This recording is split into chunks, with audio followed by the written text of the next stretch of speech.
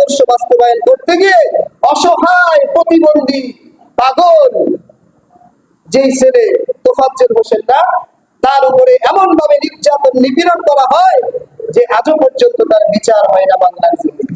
আল্লাহ রাসূল বলেন, খায়রুল কুরুনি করনি সুম্মাল্লাযীনা ইয়াসলিয়ানুনাহুম সুম্মাল্লাযীনা ইয়ালুনাহুম। আমি রাসূলের আদর্শ তোমাদের জন্য সবচেয়ে উত্তম আদর্শ। যে আদর্শ, যে চরিত্রের গ্যারান্টি স্বয়ং কে দিয়েছে? আল্লাহ। আওয়াজ দিয়ে বলেন, কে দিয়েছে? আর আপনার আমার চরিত্রের গ্যারান্টি আপনি আমি নিজেই দিতে পারি না। নেতার চরিত্রের গ্যারান্টি তার কর্মীরা দেয়, বলে অমুক নেতার চরিত্র ফুলের মতো পবিত্র, সারা বছরে নামাজ পড়ে না করত। কি আছে না? কত নেতার চরিত্রের ব্যাপারে আমরা স্লোগান দিয়ে থাকি, কিন্তু এমন একজন নেতা, এমন একজন মহামানব আল্লাহ পাক রব্বুল আলামিন ঘোষণা করে দিয়েছেন, ওয়া ইন্নাকা লাআলা খুলুকিন আযীম। আমি আল্লাহ তাআলা আমার রাসূলের আদর্শ এবং চরিত্রের গ্যারান্টি আমি আল্লাহ নিজে দিতেছি। আমার রাসূলের আদর্শ আর চরিত্র যদি কোনো ব্যক্তি অনুসরণ করে, তাহলে সেই ব্যক্তি হয়ে যাবে সবচেয়ে দামি। এত বড় একজন আদর্শবান রাষ্ট্রনায়ক পৃথিবীতে কখন জন্মগ্রহণ করেছে বলেন তো? যখন মক্কার অবস্থাটা ছিল সবচেয়ে বড় ভয়াবহ, সবচেয়ে বড় কি ঘৃণিত, সবচেয়ে বড় লাঞ্ছিত, অপদস্থ ছিল ওই মক্কার পরিবেশটা। মক্কার মানুষগুলো এতটাই খারাপ ছিল যে তাদের মধ্যে কোনো মনুষ্যত্ব বোধ ছিল না।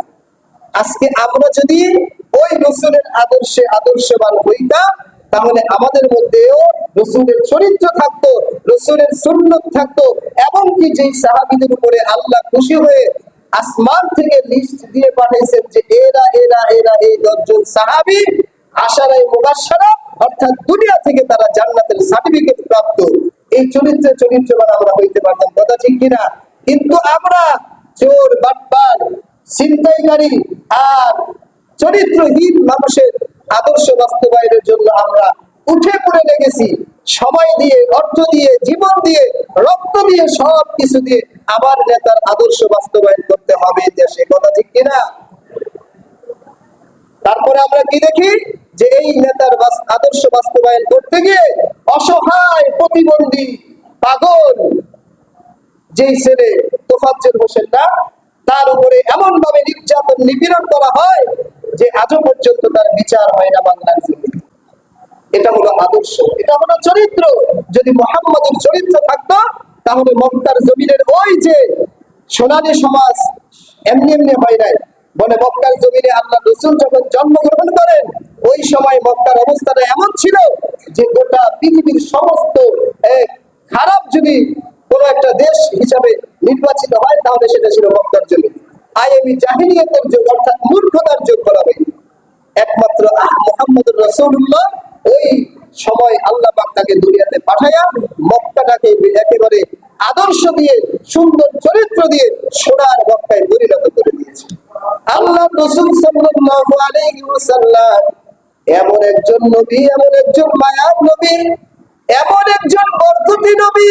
আল্লাহ তাআলা আল্লাহ রাসূল দুনিয়াতে আসার পর স্বাভাবিকভাবে বাচ্চা প্রতিষ্ঠা হওয়ার পর শরীরের মধ্যে ময়লা বের হয়, শরীর থেকে দুর্গন্ধ বের হয়। কথা ঠিক কিনা?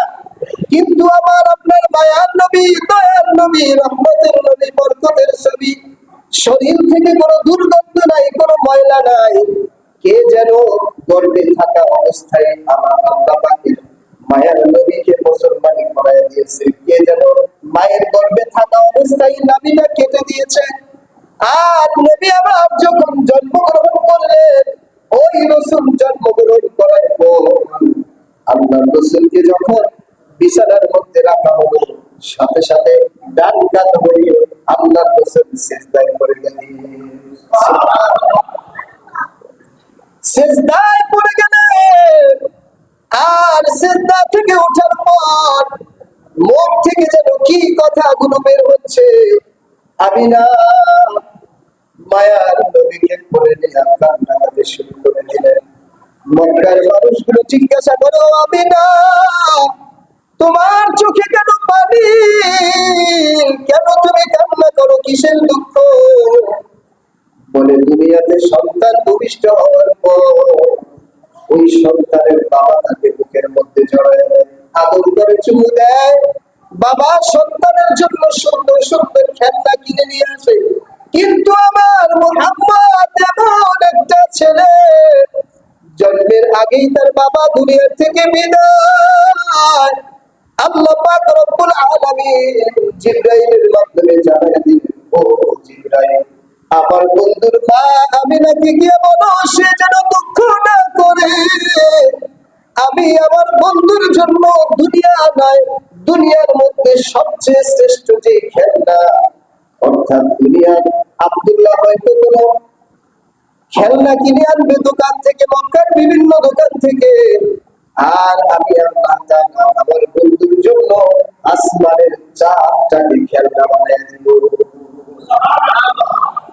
রাত যখন হয়ে গেল, সূর্য যখন অস্তমিত হয়ে গেল, আল্লাহ রাসূলকে যখন চোখের মধ্যে যখন শোয়ায়া দেয়, রাসূল হাত পাও নাড়াচাড়া করে, আমিনা বলে আমি তাকায়া দেখি আসমানের ওই চাঁদ খুব দ্রুত গতিতে আসমান থেকে জমিনের মধ্যে পড়ে যাচ্ছে, নিচের দিকে নেমে আসছে। আমার ভয় লাগতেছে, না জানি আমার মুহাম্মদের উপরে এসে পড়ে যায়। আমি ভয়ে কান্না শুরু করে দিলাম, কিন্তু দেখি না না, আমার মুহাম্মদের উপরে আসে না, তার ঠিক মাথার উপরে এসে আস্তের উপরে চারটা থেমে গেছে। মুহাম্মদুর রাসূলুল্লাহ এমন একজন মায়ার নবী। এ উম্মতের দল, আমরা কেমন নবী পাইলাম? ওই নবীকে শুধু আল্লাহ মহব্বত করেন, ভালোবাসেন এমনটা নয়, আল্লাহর রাসূলকে সমস্ত নবীদের উপর দিয়ে আল্লাহ বানাইছে। সব নবীদের গুণ আল্লাহ তাআলা রাসূলের মধ্যে দিয়েছে। আল্লাহ পাক রব্বুল আলামিন এত মহব্বত আর এত ভালোবাসে, ওই নবীকে আল্লাহ তাআলা এই মাসে অর্থাৎ রবিউল আউয়াল মাসে দুনিয়াতে ভূমিষ্ঠ করাইলেন, দুনিয়াতে পাঠাইলেন। আল্লাহ রাসূলের যখন 6 মাস বয়স, যখন রাসূল হাঁটতে পারে, কথা বলতে পারে, আর মক্কার জমিনের মধ্যে বাচ্চাগুলো খেলাধুলা করে, আবার মায়ার নবী ওই মাঠের মধ্যে গিয়ে দাঁড়ায় দাঁড়ায় বাচ্চাদের খেলা দেখি। আর যখন বিকাল হয়ে যায়, সন্ধ্যা হয়ে যায়, সব বাচ্চাগুলোকে তার বাবা বুকে জড়ায় নিয়ে যায়। মুহাম্মদুর রাসূলুল্লাহ মায়ার নবী, সব বাচ্চাগুলো যখন চলে যায়, আল্লাহ রাসূল ওই খেলার মাঠের মধ্যে দাঁড়ায় দাঁড়ায় কান্না করে আর বাবার জন্য অপেক্ষা করে। মা আমিনা, আমিনা আল্লাহ রাসূলকে খুঁজতে বের হয়ে যায়। মক্কার অলিতে গলিতে ঘুরে আর জিজ্ঞাসা করে, ও যুবকরা, আমার ছোট্ট নাবালেক মুহাম্মদকে কি তোমরা দেখছো? বলে, না না, মুহাম্মদকে তো চিনি না, তবে ছোট্ট একটা বালক দেখলাম ওই মাঠের কোনায় দাঁড়ায়া কান্না করতেছে। আমিনা গিয়া বুকের মধ্যে জড়ায়া দিল, আর আব্দুল্লাহর কথা জিজ্ঞাসা করে, বাবা কই? ও মা, সব সন্তানগুলো খেলার পরে তার বাবার কোলে ওঠে, কিন্তু আমি মুহাম্মদ জন্মের পরে বাবার মুখ দেখলাম না। ও মা, বলো আমার আব্বা কই? আমার আব্বাকে কি আমি দেখতে পারবো না? আমিনার দুই চোখ বেয়ে বেয়ে পানিগুলো ঝরে টপ টপ করে পড়ে। আব্দুল মুত্তালিবের কাছে গিয়ে বলে, ও আব্বা, আপনার নাতি তার বাবার জন্য পাগল করা হয়ে গেছে, আপনি অনুমতি দিলে আপনার নাতিকে তার বাবার সাথে সাক্ষাৎ করে আনতাম। আল্লাহ রাসূলকে নিয়ে যখন রওনা দিয়ে দিলেন, সংক্ষিপ্ত ভাবে শেষ করে দিচ্ছি, আল্লাহ রাসূলকে যখন নিয়ে রওনা দিয়ে গেলেন, পথিমধ্যে আবওয়া নামক স্থানে যাওয়ার পর, ওই জায়গায় যাওয়ার পর, ওই জায়গা থেকে আবার যখন সামনে অগ্রসর হয়ে গেলেন, আল্লাহ রাসূলের বাবার কবরের কাছে গিয়ে, আব্দুল্লাহর কবরের কাছে গিয়ে মুহাম্মদুর রাসূলুল্লাহ এমন ভাবে চিৎকার দিয়ে কান্না শুরু করে দিলেন, বুক ফাটা কান্না, জমিন কাটতেছে, গাছ কাটতেছে, সব কিছু কাঁদে। আল্লাহ পাক রব্বুল আলামিনের আরশে আজিম পর্যন্ত কম্পন শুরু হয়ে গেল। আল্লাহ পাক রব্বুল আলামিন জিবরাইলের মাধ্যমে রাসূলকে সান্ত্বনা দিয়ে দিলেন। আল্লাহর রাসূল যখন বিদায় নিয়ে রওনা দিয়ে গেলেন, আসার পথে ওই আবওয়া নামক স্থানে এসে আমিনা অসুস্থ হয়ে গেলেন। আল্লাহর রাসূলের মা আমিনাও ওই সময় বিদায় নিয়ে নিলেন। মাকে হারিয়ে তিন নবী কান্না করে আর দুই চোখের পানি ছেড়ে দিয়ে কাঁদে আর বলে, মা, জন্মের আগে আমি আমার বাবাকে হারাইলাম, আমি বাবার কবর জিয়ারত করতে এসে আমি মা তোমাকেও হারাইলাম। ও মা, পৃথিবীতে তো আমার আপন বলতে কেউ নাই, কে আমাকে আদর করবে, কে আমাকে বুকে জড়াইয়া দিবে, কে আমাকে চুমু দিবে, কে আমাকে খাবার খাওয়াইয়া দিবে। এই এতিম নবী আমার আল্লাহ তাআলা বড় মায়া করে ওই নবীকে বরকত দিয়ে পাঠাইছে। ওই দয়ার নবী, মায়ার নবী মক্কার জমিনের মধ্যে আল্লাহর রাসূলের চতুর্দিকে শত্রু। আল্লাহর রাসূল সাল্লাল্লাহু আলাইহি ওয়াসাল্লাম মক্কার জমিনের মধ্যে আল্লাহ তাআলার রাসূল যখন দাওয়াতি কাজ শুরু করে দিলেন, আল্লাহর রাসূলের শত্রু চতুর্দিকে আল্লাহর রাসূলকে আক্রমণ করার জন্য চতুর্দিকে কাফের মুশরিকরা মুখ পেতে রইল। আল্লাহর রাসূল সাল্লাল্লাহু আলাইহি ওয়াসাল্লাম মক্কার জমিনের মধ্যে 13 বছর কাটাইয়া আল্লাহর রাসূল সাল্লাল্লাহু আলাইহি ওয়াসাল্লাম মাতৃভূমি ত্যাগ করে আবার যখন মদিনার দিকে রওনা, ওই মদিনার মধ্যে হিজরত করে আল্লাহর রাসূল সাল্লাল্লাহু আলাইহি ওয়াসাল্লাম সেখানে শান্তিতে নাই। কারণ আবু জাহেলের মতো ওই খবিস আল্লাহর রাসূলের সামনে সব সময় মুখ পেতে থাকতো। মক্কা থেকে যখন মদিনার মধ্যে গেল, আবু জাহেল সেখানেও আল্লাহর রাসূলকে যন্ত্রণা দেয়, বারংবার খবর পাঠায় আব্দুল্লাহকে, আব্দুল্লাহর ছেলে মুহাম্মদকে যুদ্ধের জন্য বারংবার আল্লাহর রাসূলকে এইভাবে বিভিন্নভাবে আল্লাহর রাসূলকে কষ্ট দেয়। কিন্তু আল্লাহর রাসূল সাল্লাল্লাহু আলাইহি ওয়াসাল্লাম হায়াতের জিন্দেগীর মধ্যে প্রায় 35টা যুদ্ধের মধ্যে আল্লাহর রাসূল সাল্লাল্লাহু আলাইহি ওয়াসাল্লাম সশরীরে অংশগ্রহণ করেছেন। মক্কার জমিনে যাওয়ার পর ছোটখাটো যুদ্ধের মধ্যে আল্লাহর রাসূল সাল্লাল্লাহু আলাইহি ওয়াসাল্লাম যুদ্ধের ময়দানে রাসূল সাল্লাল্লাহু আলাইহি ওয়াসাল্লাম সাহাবায়ে কেরামদেরকে নিয়ে রওনা হয়ে গেলেন। ওই খায়বারের যুদ্ধ যখন শুরু হয়ে গেল, আল্লাহর রাসূল সাল্লাল্লাহু আলাইহি ওয়াসাল্লাম সাহাবায়ে কেরামদেরকে নিয়ে বললেন, ও সাহাবীরা, খায়বার যুদ্ধ করতে হবে, তোমরা প্রস্তুতি গ্রহণ করো। আল্লাহর রাসূল সাল্লাল্লাহু আলাইহি ওয়াসাল্লাম এমন একজন আদর্শবান নবী, এমন একজন আদর্শবান নবী, বলে রাসূলের জীবন আদর্শ একজন মুমিনের জন্য সবচেয়ে বড় গাইডলাইন। আল্লাহর রাসূলের এই 63 বছর হায়াতের জিন্দেগিতে বলে আল্লাহর রাসূল যখন বাল্যকালে যখন আমিনার বুকের দুধ খায়, ওই সময় থেকে রাসূল ইনসাফ প্রতিষ্ঠিত করেছে।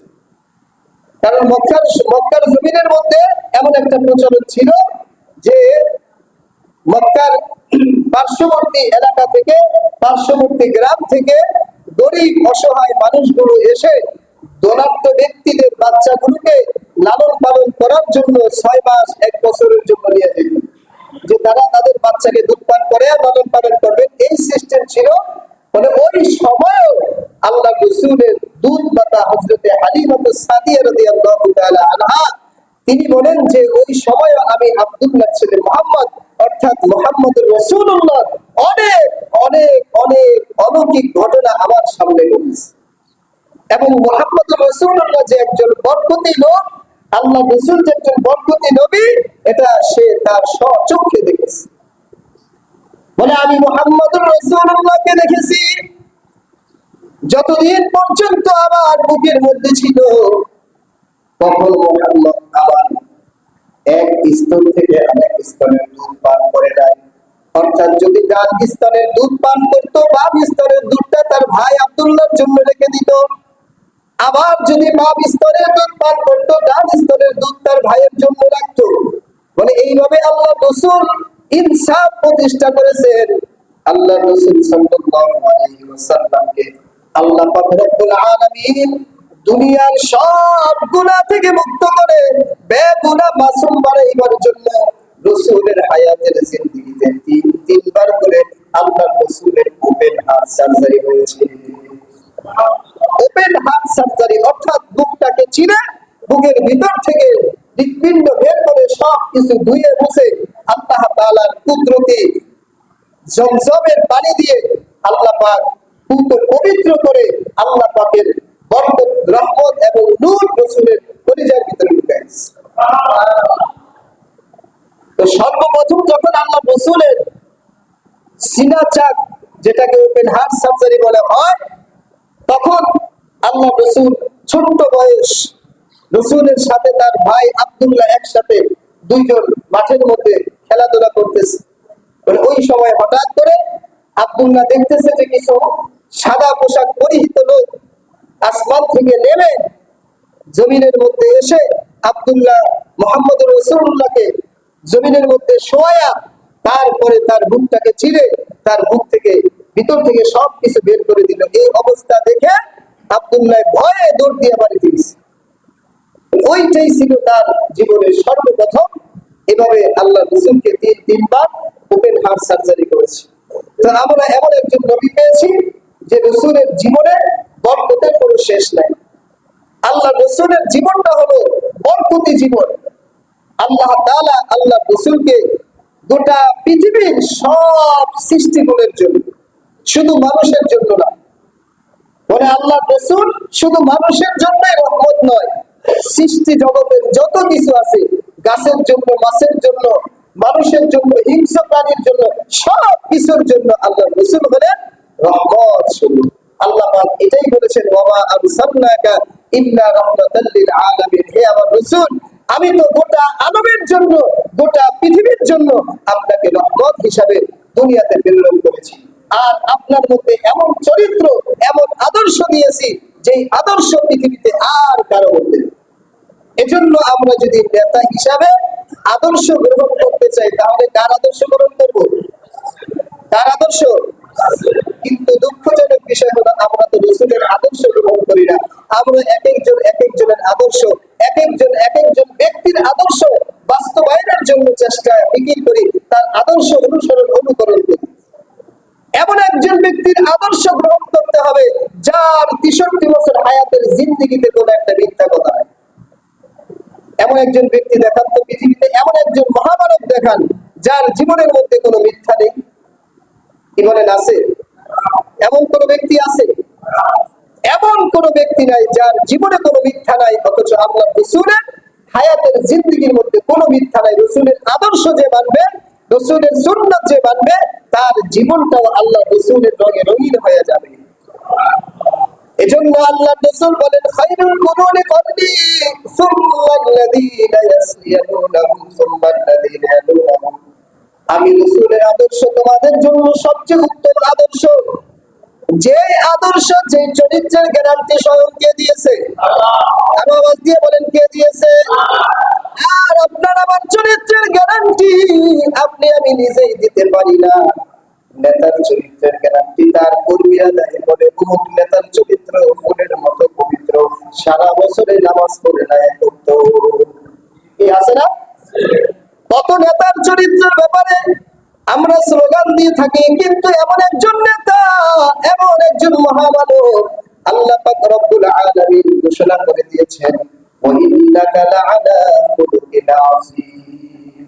আমি আল্লাহ তাআলা আমার রাসূলের আদর্শ এবং চরিত্রের গ্যারান্টি আমি আল্লাহ নিজে দিতেছি। আমার রাসূলের আদর্শ আর চরিত্র যদি কোনো ব্যক্তি অনুসরণ করে, তাহলে সেই ব্যক্তি হয়ে যাবে সবচেয়ে দামি। এত বড় একজন আদর্শবান রাষ্ট্রনায়ক পৃথিবীতে কখন জন্মগ্রহণ করেছে বলেন তো? যখন মক্কার অবস্থাটা ছিল সবচেয়ে বড় ভয়াবহ, সবচেয়ে বড় কি ঘৃণিত, সবচেয়ে বড় লাঞ্ছিত, অপদস্থ ছিল ওই মক্কার পরিবেশটা। মক্কার মানুষগুলো এতটাই খারাপ ছিল যে তাদের মধ্যে কোনো মনুষ্যত্ব বোধ ছিল না। আজকে আমরা যদি ওই রাসূলের আদর্শে আদর্শবান হইতাম, তাহলে আমাদের মধ্যেও রসুলের চরিত্র থাকতো, রসুলের সুন্নত থাকতো, এবং কি যেই সাহাবীদের উপরে আল্লাহ খুশি হয়ে আসমান থেকে লিস্ট দিয়ে পাঠাইছেন যে এরা এরা এরা এই 10 জন সাহাবী আশারায়ে মুবাশশারা, অর্থাৎ দুনিয়া থেকে তারা জান্নাতের সার্টিফিকেট প্রাপ্ত, এই চরিত্রবান আমরা হইতে পারতাম।